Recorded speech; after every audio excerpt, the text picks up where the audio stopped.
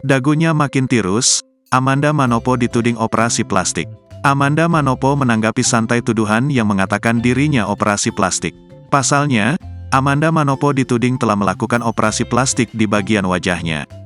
Tudingan itu berawal saat wajah Amanda dinilai terlihat sangat berbeda saat membuat video di Instagram beberapa waktu lalu.